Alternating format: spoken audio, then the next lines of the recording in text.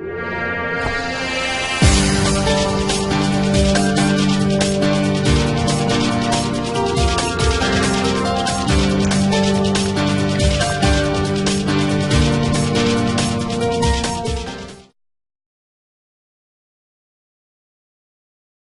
so delighted to be at the Aspen Ideas Festival. Every year, it seems like it gets better. The leadership of the Aspen Institute has done a wonderful job helping all of really the country and the world to understand the power of ideas. You know, when we're in a world that's buffeted by the constant weather of politics, it's very important to remember that more important than the weather of politics is the climate of ideas.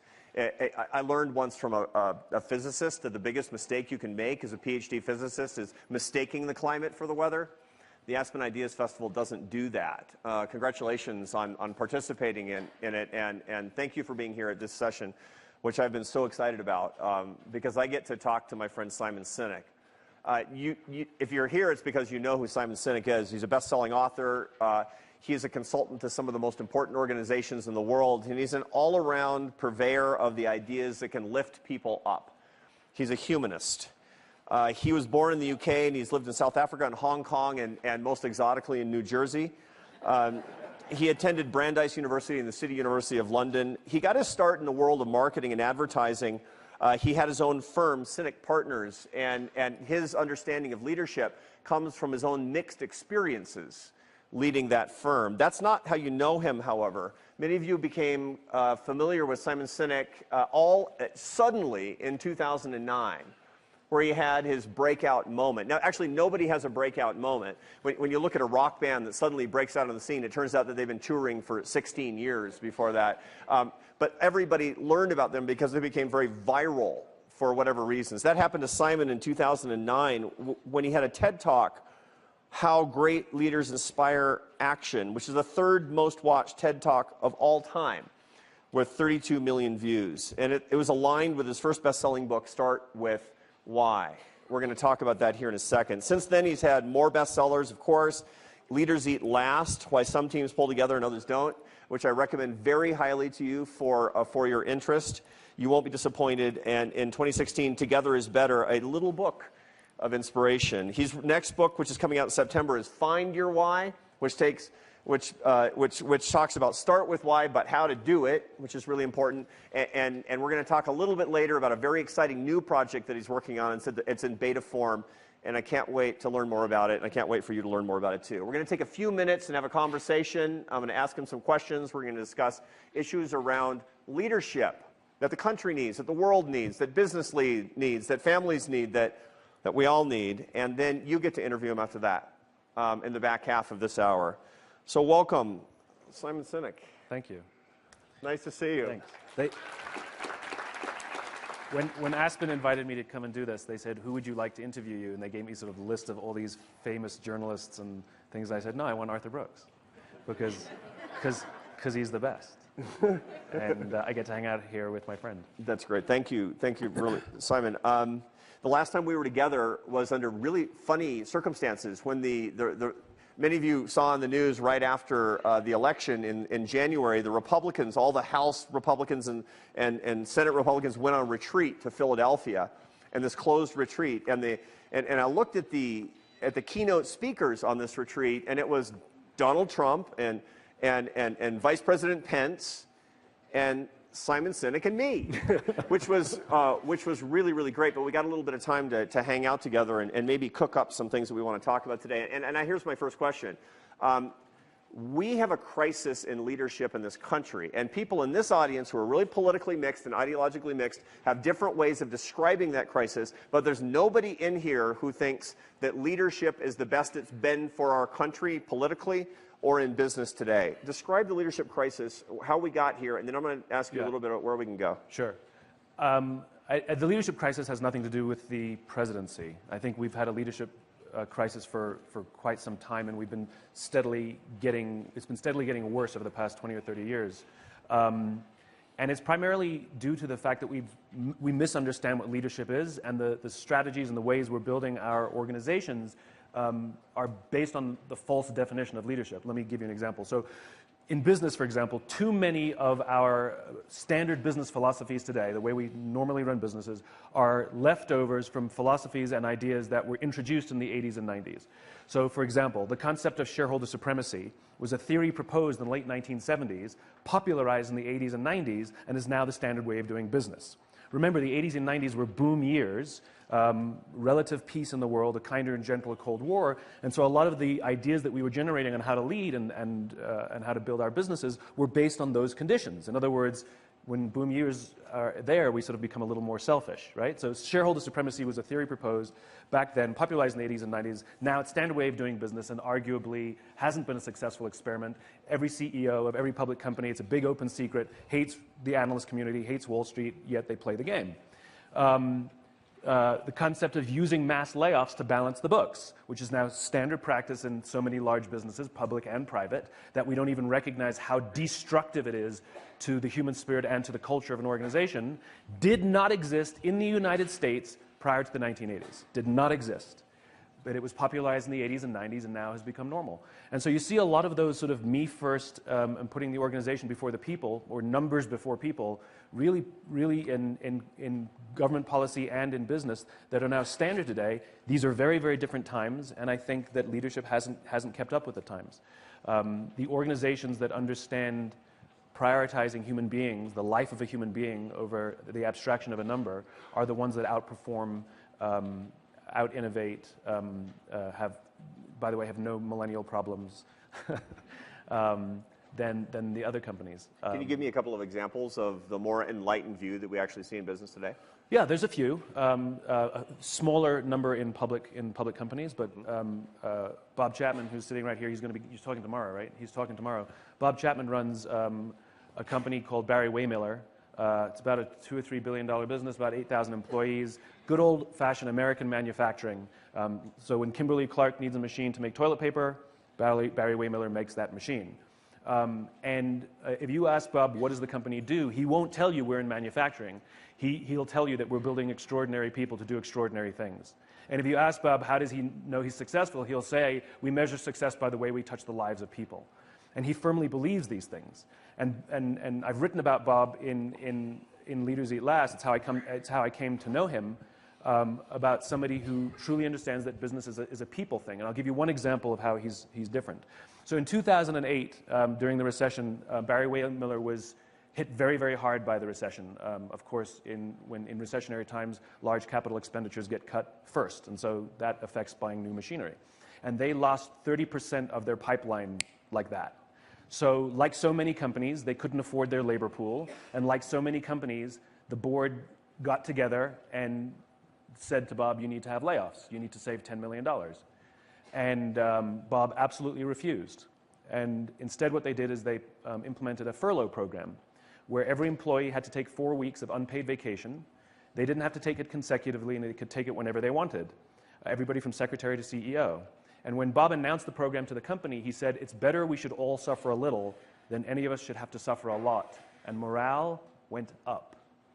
And what happens in well-led organizations is when leadership demonstrates a care for us as human beings, the biological reaction to those conditions is we actually start caring for each other much more. So in most organizations, when leadership cares more about numbers than us and will sacrifice our lives to meet some arbitrary projection, we hunker down and we become paranoid and self-interested and mistrustful, right? Well, something happened at Barry Waymiller that nobody expected, and it wasn't part of the program, which is people who could afford it more started trading with those who could afford it less. So some would take 5 weeks so that others only had to take 3. In other words, the people started taking care of each other. The recession, they got out of the recessionary times, the furlough program was done away with, they restored the 401k program they had frozen, they actually back paid on 401k from where they had frozen it, good luck hiring any of those employees even if you offer them more money. They will not leave.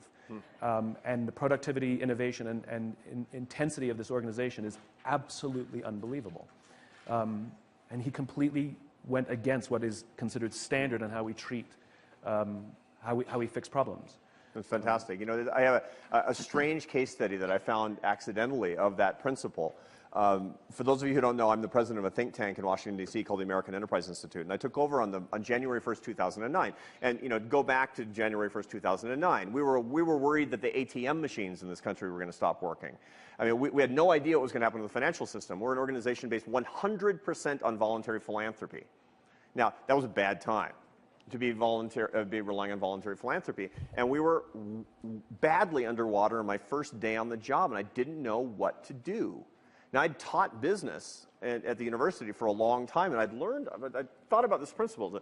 What do? You cut everybody 100%? You cut everybody a little? What do you do? And so we took the shot, and I didn't know if I was doing the right thing. I'm not just such a wonderful humanitarian. I thought, well, what'll happen if we cut everybody a little, and we cut the management team double as much? Okay? And I went home on my first day on the job, and I told my wife, Esther, honey, I just cut my salary more than anybody else in the company. And she said, you know, you're a great businessman. and I mean, and I got to tell you, it inflected the morale in our company. It was accidental on my part. It bears out Simon's principle.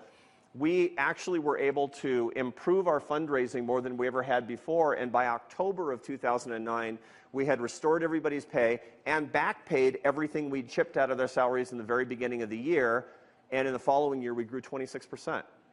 I don't know if it was because of that, but let me tell you, the team didn't suffer, and there was no narrative of going around Washington, D.C. that people were jumping the ship during this really, really hard time. So I'm here to tell you, I'm not such a great guy. I just happened across this, and this is very practical. This actually works. But it begs the question, because the science is on our side. I mean, there's biology on our side, which is there's human beings are social animals, and we respond to the environments we're in. You take a good person, you put them in a bad environment, they do bad things.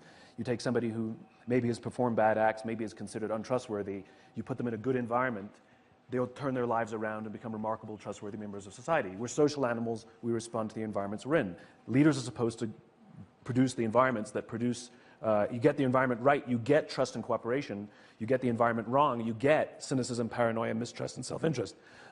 It's just a biological reaction. So if we have the science on our side, we have case studies on our side, it begs the question, why doesn't everybody do it?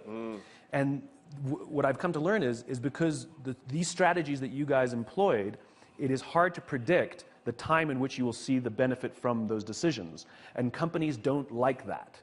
Companies like to know that on this day, we can measure that the number will be what we want it to be. Right? They prefer consistency over, they prefer intensity over consistency. And if you consider you can't go to the gym for 9 hours and get into shape, but if you work out every single day for 20 minutes, you absolutely will get into shape 100%. The problem is I don't know when. I just know it will work. Right? It's like brushing your teeth.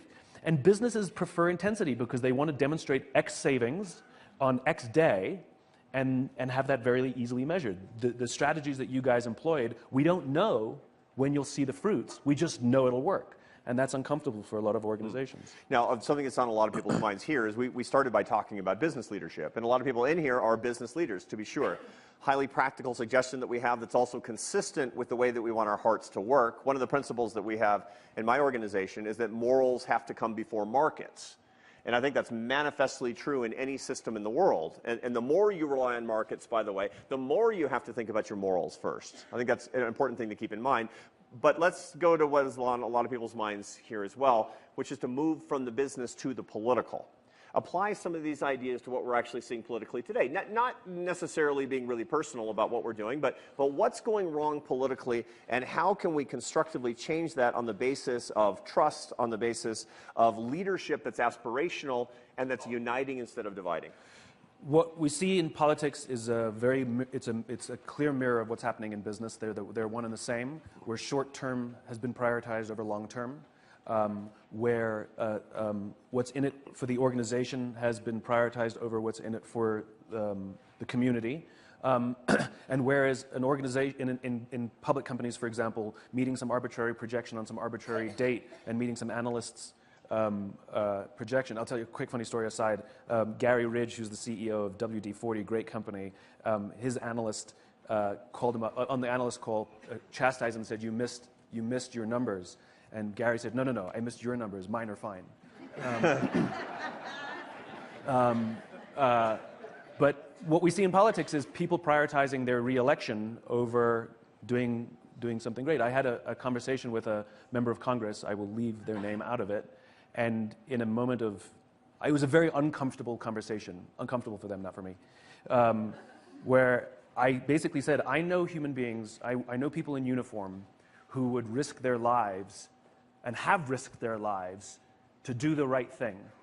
I said, you won't even sacrifice your job to do the right thing. And I said, here's the joke. If you lost your election, you'll get picked up by some lobbying group or some law firm anyway, and you will make triple the money you're making now. So what exactly are you losing? Like, where is the sacrifice exactly? And she actually agreed. She said that we absolutely do prioritize getting reelected over some of the decisions we have to make, and then has this ridiculous rationalization that because if I don't win my reelection, I can't do good, which is a backwards logic. You do good, and if you do good, hopefully you'll win your reelection sometimes, and you can still do good even if you don't get reelected. Like they're not mutually exclusive. And I think this started. I think one of the problems is that it's become a competitive environment, politics, and it's no longer a cooperative environment. And I think we can trace it back to Newt Gingrich's contract with America, where he was the first one to tell members, because remember, when you got elected to national office, what you would do is you'd move your family to Washington, and you would fight on the floor during the day, but then you'd all go to PTA meetings together at night and sit in the bleachers and watch your kids play ball together, and you knew each other as human beings, and you saw each other as human beings. Now they come to Washington by themselves, they work for 2.5 days, then they go back to home, they don't move their families, and they don't actually know each other. They sometimes even within their own party. They literally have no human and social interactions, so they only see each other as competitors, not as people. I think this is a very destructive way to run any organization. We all know this, that it's difficult to develop relationships at a distance. We all know that it's much easier to resolve conflict when we're in a room together fighting with somebody as opposed to typing it or sending mean emails to each other. Or tweeting. Or tweeting at each other, yeah. Not that that's salient in American culture today. Hypothetically speaking. Yeah. And so I think national politicians should move their families to Washington again and try and get to know each other as humans again. I think we've completely lost the humanity in politics. I want to underline something that Simon said just a minute ago, because I think it's really important for us to understand. That's central to the way that he thinks, and it's hugely useful for all of us. He does a lot of work with the military, he does a lot of work with business, he does a lot of work with politicians. And what he has asked, in a nutshell, is this. When he talks to people in the military, he realizes that they have answered the question, I know what I'm willing to die for. We don't have to confront that in modern life very much. Yet we should be able to have the answer to that question, and at very least have the answer to the question as leaders, what am I willing to fail for? What am I willing to be fired for? What am I willing to be humiliated for? Great leaders can answer that question. And if the answer is nothing, there's a problem. That's what he's saying in a nutshell here. And this is the big thing that each of us can take away. What am I willing to be humiliated for? Where is it a good value to me, where the benefits are higher than the costs? And be able to sort that one out. Sort that one out on the way to aspirational leadership. And I think you're touching on what leadership is. You know, leadership has nothing to do with rank. Leadership is a responsibility. It's not about being in charge, it's about taking care of those in your charge. And I know many people who sit at the highest levels of organizations, we all do, who are not leaders. They have authority, and we do as they tell us because they have authority over us, but we would not follow them. And we all know people who are very junior in organizations who have no authority, but they've made the choice to look after the person to the left of them, and they've made the choice to look after the person to the right of them, and that's why we call them leaders. Leaders are not necessarily the ones in charge, they're the ones with the courage to go first towards the unknown, first towards the danger, first to be humiliated because it's the right thing. And the amazing thing is the reason we call them leaders is because when they do that, others follow. And it really is a courage thing. So then it begs the question, where does courage come from? Spending time with folks in the military who, what I've learned is courage is not some deep internal fortitude. Like you don't dig down deep and find the courage. It actually is an external thing. That So when I got to meet people who'd risked their lives, I asked them, why did you do it? You have a family, you have kids, no one would have faulted you if you didn't do it, no one would have ordered you to do what you did, why did you do it? They all give the same answer, because they would have done it for me. In other words, when we have the belief that someone has our backs, when we have the absolute certainty that someone cares about us and is there by our side and believes in us, we actually are able to do extraordinary things. But without those relationships, it's very hard to muster courage. Some world-famous trapeze artist is not going to try a brand new death-defying act for the first time without a net. It's the net. It's that external thing that gives us the courage to do difficult things. In other words, it goes back to human relationships again. And so when we foster those relationships, when we foster the love in the community, we actually have the courage to do what you're saying we need to do. But when we don't, when politicians and businessmen, when we all feel lonely in positions of rank, I think that actually hurts the ability to lead. Yeah, I saw a very interesting, I've been doing research on the subject of courage. Why? Because I'm very interested in the subject of fear.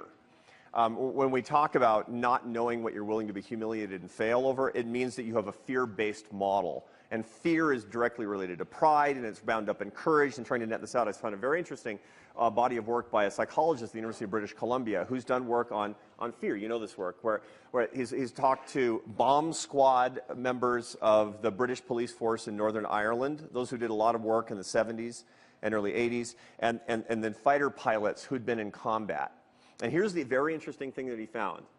Courage is not the absence of fear. He found that about 26% of people in really dangerous jobs don't feel fear. They're fearless. They're the worst leaders. The ones who really are great leaders feel the fear and act anyway. Courage is a response to fear, and you can't literally, you can't actually exhibit courage unless you feel fear.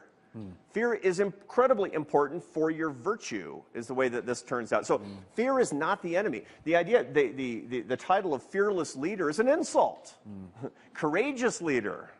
That's actually something that we should all be aspiring to. And I found from that literature, and it reminds me of the stuff that you've talked about. It enriches our understanding of how fear works in the first place. And it goes back to your work and what I love about your work when you talk about morals and morality in leadership.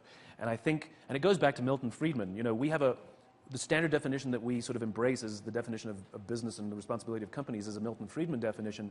And he said, where's the effect of, you know, the purpose of business is to maximize profits within the bounds of the law, which I think is a completely wrong definition. It's a very, you know, morality and ethics are a higher standard than the law. And we hear it all the time when organizations do things that we know are wrong, they make us uncomfortable and we question them. They all say the same thing, we broke no laws.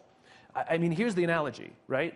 Which is, so the Titanic, the builders of the Titanic, when they built that ship, the laws and regulations that governed lifeboats back then were built for the biggest ships that existed in the time, which were ferries. And the Titanic was 4 times bigger than the biggest ferry.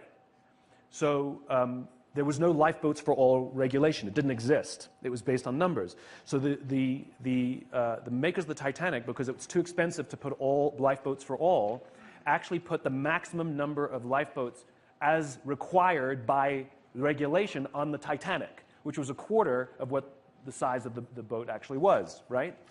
But they actually left berths for future lifeboats, knowing that eventually the regulations would catch up, right?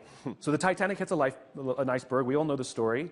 Do you know how many people died on the Titanic versus how many were saved?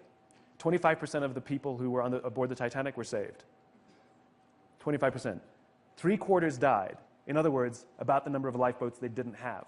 They broke no laws.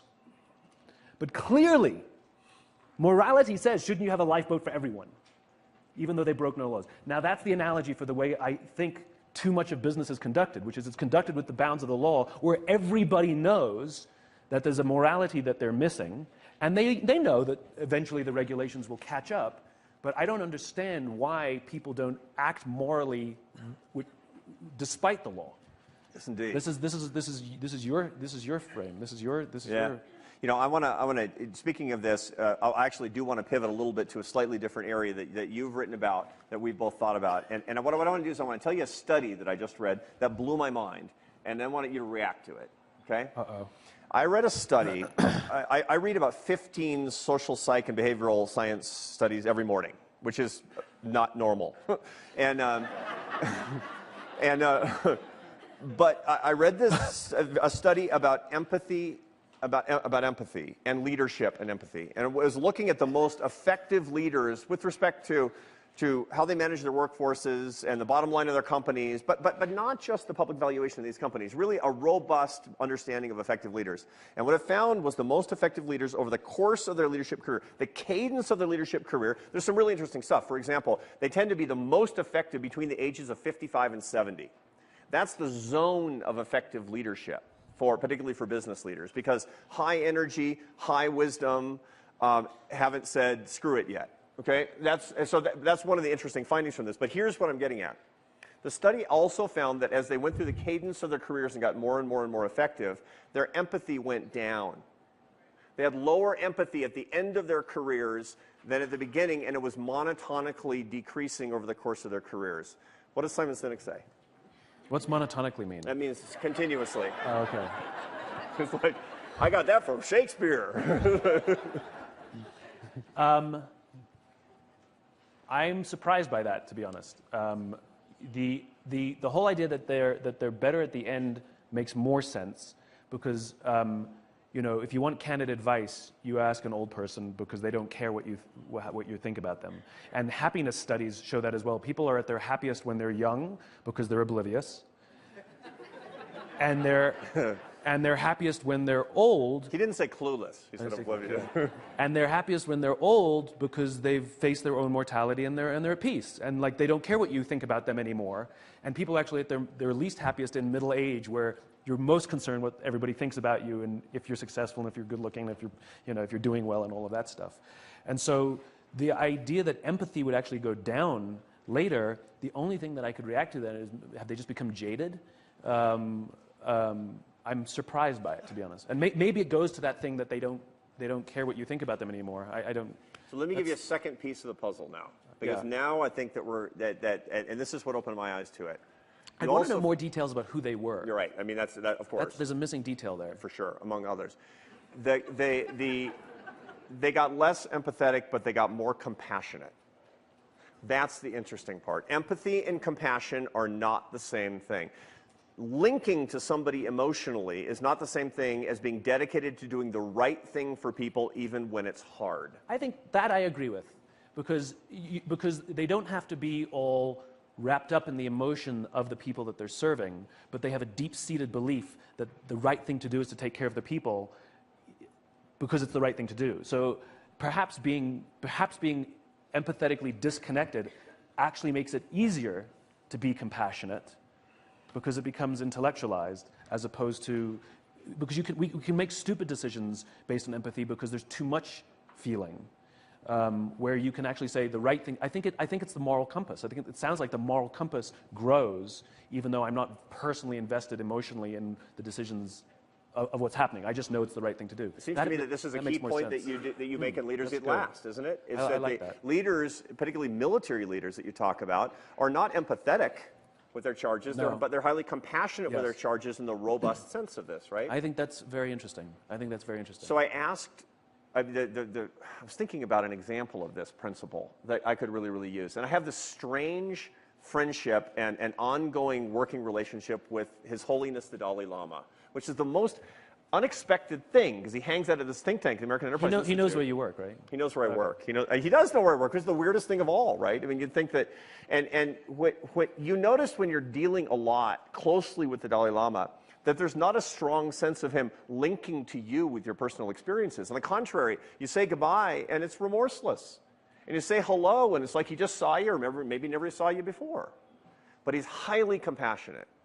Really compassionate person. And it seemed to me, and one time when I was leaving him, after I'd been with him for several days, and he said to me, he said, I see you, and I always want to give you something, but I don't own anything. And he said, but I want to find something. So he looked into his little purple, or his little maroon and orange purse, and he pulled out a pen. He had a pen, and he said, I've had this ballpoint pen. Somebody gave it to me 15 years ago. It was kind of a nice pen, like one of those $15 pens. And he said, I want you to have this. I want you to have this. And it was like he was giving me the Holy Grail or something. The Dalai Lama giving me a pen. I was like, wow. And I put it in my and I put it in my briefcase, and I carried it around for a year. And I looked at it, and it gave me a warm feeling. And then I was having lunch with a friend of mine who's the auxiliary Roman Catholic bishop for Los Angeles, Bishop Robert Barron, a really good friend of mine. And we were talking, and we were eating in a sandwich place, and he was writing on a napkin. Or he had pulled out a napkin. I said something, he wanted to write it down. He said, do you have a pen? And I said, I do. I do. And then I said to him, and this was, I'm kind of embarrassed about this because this was prideful, and it was sort of self-centered. And I said, the Dalai Lama gave me that pen, right? And he said, oh, I've always loved the Dalai Lama. I admire him so much. I've always wanted to meet him. And he talked about how his work had affected him so very, very much. And at that moment, the Dalai Lama in his compassion came to me. And you know what he said to me? He wasn't there, and I'm not insane. But you know what I don't think. You know what he said to me? He said, you know what you need to do. And I gave Bishop Barron that pen. Because the gift of that pen was in the giving of that pen. And I had no idea. That had never occurred to me in the past. I mean, certainly I've learned that. I learned that in Sunday school or something when I was a kid. But the Dalai Lama taught me that, not with empathy. He taught me that with a deep act of compassion. And it changed my life a tiny little bit in that moment. You know, now that we're talking about it, I wonder if you need to have empathy in middle management. I wonder if you need to have empathy when you're actually physically more connected with your team. And then later, as you gain seniority, that's where compassion is, because the people you're physically connected with is going to be a senior group of people. You're not going to be connected with, you know, the rank and file. So you can't actually have empathy with people that you have no relationship with. So you actually need compassion. I wonder if that's the thing. Because, you know, in a company-sized group of soldiers, Marines, whatever, it's about 200 people. And even if you get smaller than that, you talk to folks in the military, and they'll say that they can judge when a young lieutenant is a good lieutenant because of the way that the troops refer to him or her.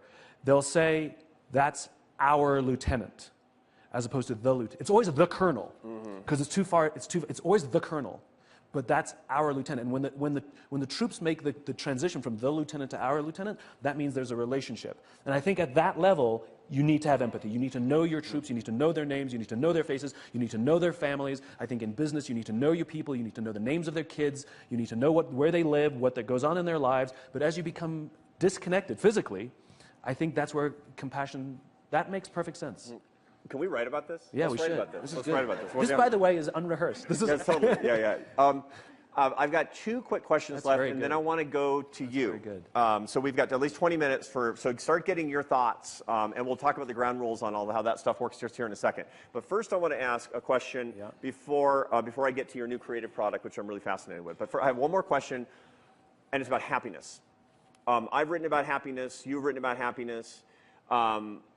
Tell me how important it is for you and me and everybody in this audience to be happy leaders. I don't like the term happiness. I like the term fulfillment. I like the term joy. You know, happiness to me is something that is fleeting. And you can have happiness because you win the piece of business, or you hit your numbers, or you go see a movie, and happiness is wonderful and it's great, and then it goes away. You know, it doesn't last. Where deep fulfillment, like love, meaning, purpose, all of that kind of stuff. Or you could say the why. The why, yeah, as it were. But deep fulfillment, I think, is a much higher standard. Let me equate it to, like, you don't like your kids every day, but you love your kids every day. You know, it's that kind of thing. This is true. Yeah. This is true. And so... Deep truth, friend. You don't have to be happy every day, but you can be fulfilled every day. You don't have to like your job every day, but you can love your job every day. And I think that people confuse the two.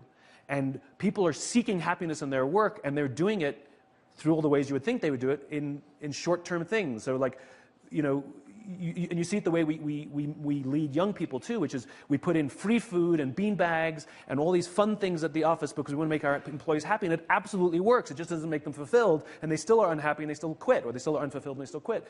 And I think this is the problem. I think we've confused the terms because they're not the same. So I'm more interested in people finding deep fulfillment in their work, and I'm sure they will find happiness throughout that also. This is interesting because, of course, you're defining the Aristotelian understanding of deep happiness, which is a good life well lived based on a sense of meaning and purpose. And yet we've fallen into a definition of psychological happiness in society where we're searching for something that is inherently ephemeral. And what we want to find is something consistent with our deepest views. And now, Jung, there's an irony in that too, which is the idea of searching for happiness. Right. Right? It's not a scavenger hunt. You don't be like, look under a rock and be like, I found happiness. I found the job I love. You know, it's like, you don't find love either. Like, you find somebody who cares about you, that you care about, you fall in love. I'm not sure exactly what day it happened, and then you work tirelessly every day to stay in love. Because if you stop working, the love goes away. And it's the same at work. You don't find a job you love. You find a place where you share the values, you fit, they care about you as a human being, you fall in love with your job, and you work tirelessly every day to take care of the people around you, and you remain fulfilled. So I think the whole concept of searching for happiness, or searching for the job that you love, or searching for love, is completely misguided. It's finding an area where you could work hard at it, and then you have to work hard to keep it. And the worst part is so do they. And if one of you quits, then the thing goes haywire. And that goes for employees and for management, which is they have to work hard, but at this, and so do we. So I think our language is not helping us. Before we Jung, you were going to talk about Jung. I was going to talk about Jung. Jung talked about the important that somebody can't be truly happy and fulfilled in their life until their day-to-day existence and work is consistent with their own deepest values. The hardest thing to do is not to find the right job. The hardest thing to do is to figure out what you believe. The weirdest thing is that most people actually don't know what they think. Most people don't know what they want. Most people don't know what their deepest values are. And this gets back to your point a little bit earlier. What are you willing to fail for? If you want to figure out what you believe, figure out what you'd be willing to be completely humiliated and fired over. And if you know the answer to that, then you're on track to find Simon's understanding of deep fulfillment as the superior substitute for psychological happiness. As long as there's a group of people around you who care about you and have your back, you can find the courage to fail or be humiliated. I don't think we can do it by ourselves, or few are the people who can do it, and I wouldn't trust them. Yeah. Before we turn to our friends to grill you a little bit more, tell me about your new book. What's on your mind? What's keeping you up at night? Oh, yeah. No, it's wonderful. I've become obsessed with game theory. It's fascinating stuff. So whenever there's at least two competitors in a system, you have a game, and the rules of game theory apply. And if you know the rules of the game, you can do well. If you don't know the rules of the game, you're not going to do well. The vast majority of organizations who are in a contest actually do not understand the rules of their game, which means most organizations are heading towards zero, which I am fascinated by. So here's the quick of it. There are two types of games. There are finite games and there are infinite games. A finite game is defined as known players, fixed rules, and an agreed-upon objective. Baseball. We know the rules. We all agree whoever has more runs at the end of 9 innings is the winner, and we all go home. When you have an infinite game, infinite games are defined as known and unknown players.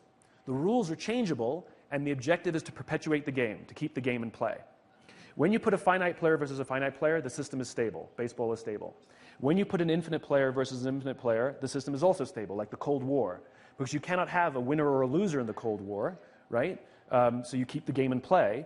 And what happens in infinite contests is players drop out of the game when they run out of the will or the resources to play. But the game perpetuates with or without them, right? So the game of business is an infinite game. The game of business has pre-existed every single company on the planet. It will outlast every single company on the planet. There's no such thing as winning the game of business. It doesn't exist. And when one player goes bankrupt or is merged or acquired, they drop out of the game, and another competitor will replace them. A new company will emerge. A new technology will emerge. But if you listen to the language of business, we very quickly see that most businesses actually don't know the game they're in. They talk about being number one, beating their competition, being the best, based on what agreed upon objectives, based on what agreed upon time frame. So that means when you're playing by finite rules in an infinite contest, you will quickly go to zero.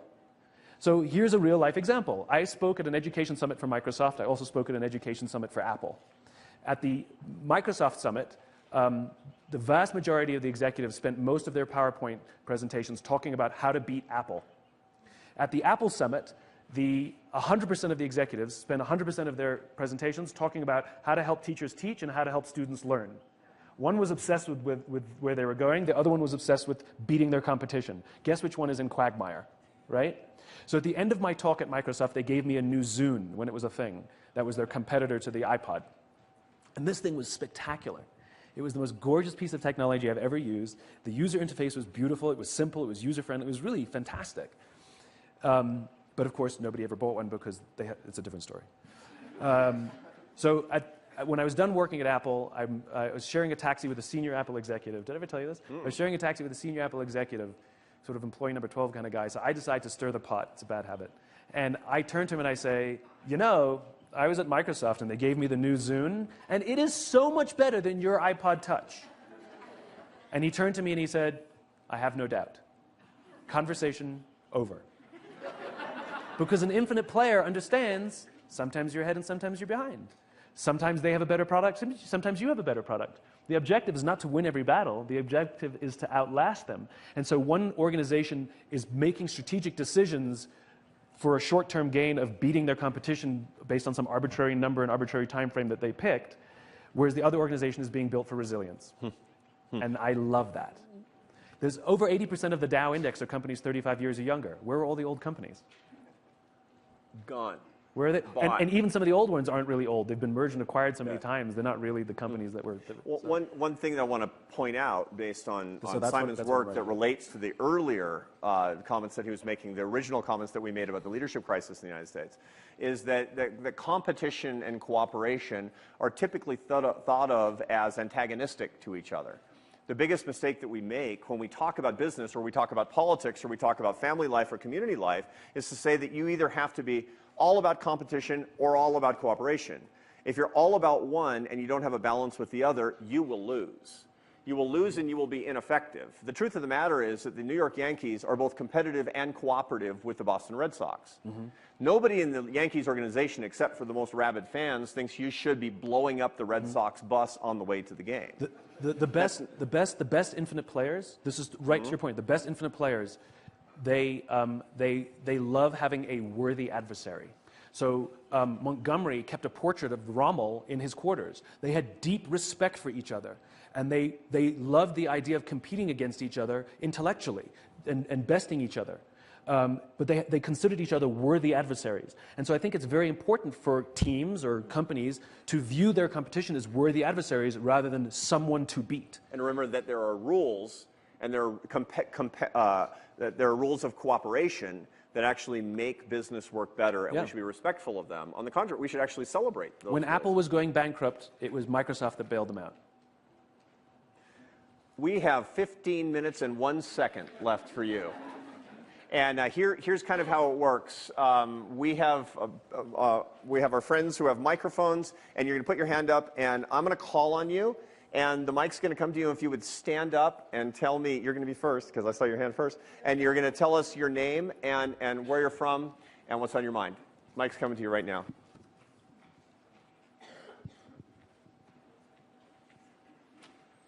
Am I doing this right? Yes, ma'am. Yes, ma'am. My name's Giselle. I'm from North Carolina. And thanks, first of all, for an amazing conversation about leadership and inspiration. My question is, or what I'd ask you to try to close the loop on, it's fascinating, the concept of game theory. And I wondered if you could tie that back to the very first set of comments around people versus, focus on people within business, et cetera. And if it's relevant, if you can sort of talk about social innovation and the opportunities there, because you've mostly sort of focused on corporate enterprise versus social enterprise. Yeah. So in order to play the infinite game, you have to have teamwork and you have to take care of your people. Because if you only, if the entire organization is built on sort of hit the goal, get the bonus, hit the goal, get the bonus, hit the goal, get the bonus. You can actually create an organization where people be competitive against each other, not with each other, and in time it'll destroy the internal culture. So building strong teams and prioritizing people is the only way to play the infinite game, because it also builds into it a resilience beyond the personality of the person at the top. Because very often you'll see some wonderful, wonderful organizations with this wonderful inspired leader, but they cannot survive the loss of their inspired leaders. We saw it happen at Walmart. Sam Walton was great. And then he left. And then Mike Duke eventually came in. You're like, you have to be kidding me. You know? Total opposite kind of leader. And we see that all too often. And so you can only play the infinite game if people see that their responsibility is to take the torch and carry it forwards, not to sort of be in the best job. You know, nobody's vying politically for the #1 job kind of thing. So it's essential for the infinite game. And in terms of the social world, I rail the fact that we distinguish the two as separate. It drives me nuts. I hate the fact that we call not-profits non-profits. That's a tax delineation. No one wants to be defined by what they aren't. It also makes money a dirty thing, not profit. You need money to sustain. Money is fuel. You can have a beautiful car, no fuel, don't go. And then and charity is a terrible word as well, as if we're doing something for free, right? I think they should call themselves for-impact organizations, right? I work for a for-impact organization, and by the way, you better be profitable, but you define profit differently. If your objective is to rescue kittens from trees, then you better be rescuing more kittens from trees this month than you were last month. That is profit.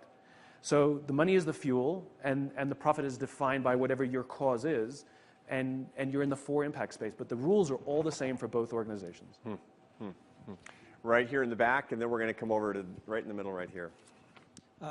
Good morning. Great talk. My name is Alex Rosenfeld from Climate Impact Capital based in Houston. I'd love to get your thoughts as an optimist as how you could apply, or how we could all apply, game theory to the issues of climate change. Certainly it's a very interesting game where people can opt out and be free riders on others, but we all need to work together to make an impact. So love to hear your thoughts on how we can game the game to make it work for all of us. Yeah.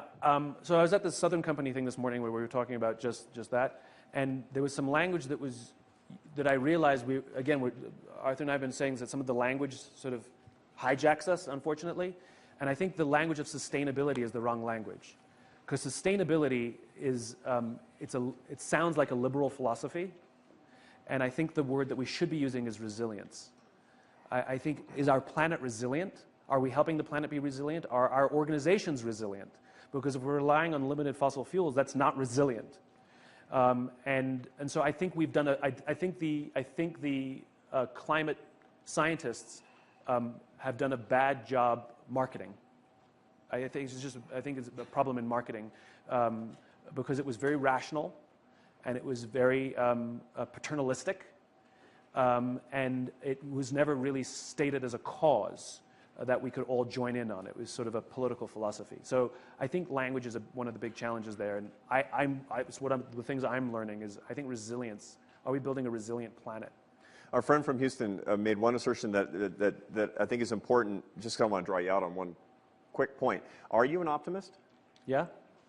Because it occurs to me when I'm listening to you, I mean, optimism suggests that there is a set path, that the future is kind of out there already, and we believe that the future will be better than the present. I take you as more of a hopeful person, as somebody who believes that the future can be in our hands if we do the right thing. I don't know the outcome. Simon doesn't know the outcome, but Simon believes that each of us can be the agent of positive change, and as such, I mean, that hope is a great theological virtue, not optimism. I take you as kind of a prophet of hope more than a prophet of optimism. Okay.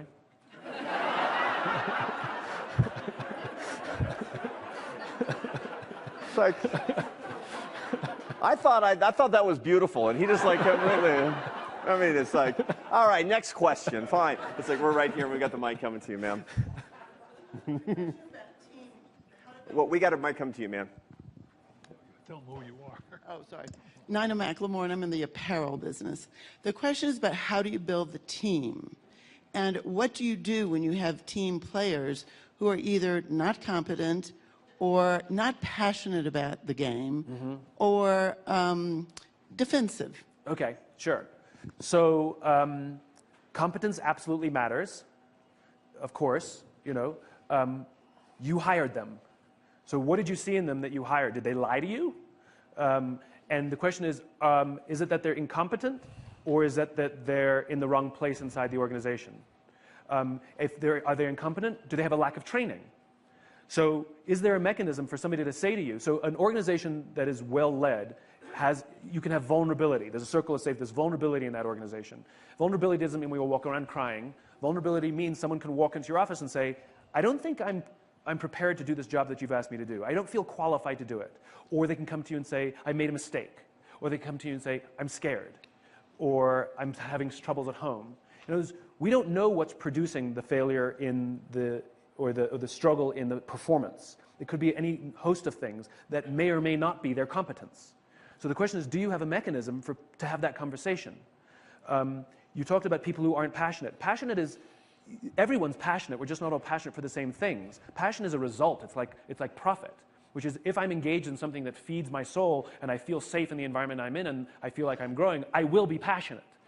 And so if you say that people are unpassionate inside the organization, I wouldn't blame the people. I'd say either they're in the wrong job, or you shouldn't have hired them because they don't actually fit your value set, or there's something going on in their life that maybe we should be concerned about them. Like, are you okay? Your passion is down. This is not like you. And what was the third point? Defensive. And defensive. So if people are defensive, again, is there a culture of feedback? Do you have a culture where honest feedback is expected and required, which doesn't happen overnight? Are they put in environments where they can feel safe being criticized as opposed to feeling that they need to be defensive? Again, I don't blame the people. Do you have a communications training course? Do you teach effective confrontation? Because maybe the person being defensive, it's the person who's confronting them who doesn't know how to have a confrontation. And if you attack me that way, I'd be defensive too. So it's not always the people. We're so quick to say they're incompetent, they're not passionate, and they're defensive, and yet we don't look at ourselves and say, maybe I don't know how to have a confrontation, maybe I'm not being empathetic enough, and maybe we shouldn't have hired them or we put them in the wrong position. And then if we made a bad hire, we can't blame them for that. So how do we help? Because if we're not happy with them, they're not happy working, how do we help them find a new job with dignity? Fantastic. We're going to go to the back on the right, and then we'll come up right here. Okay, right here in the back. Hello, my name is Fernando. I have a startup based in Mexico City. I give you this. And I wanted to ask what your thoughts were regarding that. More often than not, we find ourselves surrounded by negative environments. And you spoke about this analogy of the acrobat not doing a stunt without a safety net, which would be people caring for you. Mm-hmm. But what about if that doesn't happen? I think really the point is trying to make negative environments into good environments. Yeah. And maybe trying to go further than that step of empathy and compassion towards doing something that you know that other people will not do for you, yeah. But you do it for them instead of waiting for them to do it for you. Yeah. If you're truly in a toxic environment, one option is always to leave that environment, right? If it's a job, right? But that's not necessarily the only option. And this is sort of similar question that I get often, which is what happens if you're in middle management and senior management doesn't get any of this stuff, and they only care about numbers before people, not people before numbers. The answer is you ignore them because you can't influence or control that which you cannot control, and you take responsibility for the things you can control, in other words, yourself. And you become the leader you wish you had. You become a student of leadership, and you obsess about making sure that the people with whom you work, the people whose names you know and faces you recognize, that they are able to go home every day and say to their loved ones, I love my job, because of what you're doing for them. In other words, you commit yourself to the life of service. You commit yourself to the practice of leadership and taking care of the people over whom you can influence. They could be above you, below you, to the left or to the right of you, but this very small enclave. And what starts to happen is these little subcultures start to emerge of incredible joy and happiness within more toxic environments because they're all taking care of each other. And what happens is one of those people gets moved and goes somewhere else. They take those lessons. They start to do the same thing. It starts to grow. The performance of those groups tends to be better than others. And if you get a critical mass, the tail wags the dog. The internal can actually change the direction of the entire organization. It takes time, though. I think the short version of that is model the behavior that you want to see. And that is so true for each one of us all over in our lives. You know, how many people are complaining about the bitterness and the anger and the hostility in politics today? To what extent are we modeling the behavior that we want to see? So if true. you wished people treated each other with greater warm-heartedness in the face of overwhelming political contempt, how have you treated somebody with whom you disagree with warm-heartedness instead of with contempt? And each one of us can actually change the world a tiny little bit in the next 24 hours by doing exactly that. We're going to have an opportunity to do that. This is how we do it at work, but each one of us can model the behavior that we want to see in our ordinary lives. That's moral agency. My friends, that's power. Amen. All right, we're going to come right up to the right. Yes, ma'am. I can't remember. I had promised we'd come up to this region here, so. Thank you. Hi, my name is Komal. I'm from San Francisco, California. And thank you for this great talk, and I've made every employee of mine watch both of your TED Talks several times, so thank you. So my question is, if a company has two whys, so for instance, mine does, we recover high quality surplus food from businesses and events that would otherwise throw it away, and then redistribute that food to nonprofits that are in need. So essentially technology to solve both hunger and food waste.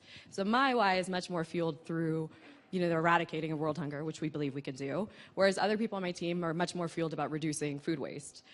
Can those two whys be equally weighed in a company? And can that why, if one of the whys is more of the profit-making engine of the company, be more visible in some avenues and less in others? Yeah. So you don't have more than one why. A why is the purpose, cause, or belief upon which the organization exists that exists on a level higher than the thing that you do. So what you explained to me was what the company does, or you explained a strategic road to get to something else, right? So there is a purpose or cause that drives you. Are you the founder? Yeah. So there's a purpose or cause that drives you, that you saw this as an effective means to advance whatever cause or belief that you believe in. And you saw that feeding people is a good strategy, is a good means to advance something that's even bigger than that. And if you didn't do this, you'd do something else.